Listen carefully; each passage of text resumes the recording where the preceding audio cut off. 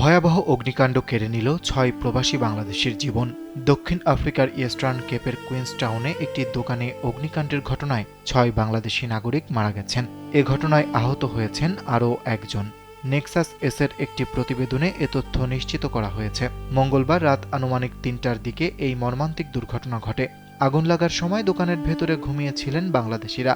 এতে ঘটনাস্থলেই প্রাণ হারান ৬ জন। আহত একজনকে হাসপাতালে ভর্তি করা হয়েছে।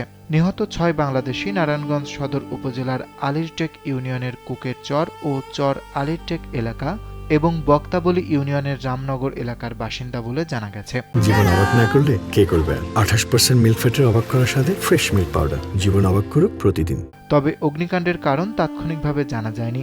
নিহতদের মধ্যে মোহাম্মদ ফয়সাল, মোহাম্মদ ফাহিম, শামীম হাসান ও মোহাম্মদ আপন এর পরিচয় জানা গেছে। আরও 2 জনের পরিচয় এখনও নিশ্চিত হওয়া যায়নি। এদিকে ঘটনাটির তদন্ত শুরু করেছে স্থানীয় কর্তৃপক্ষ।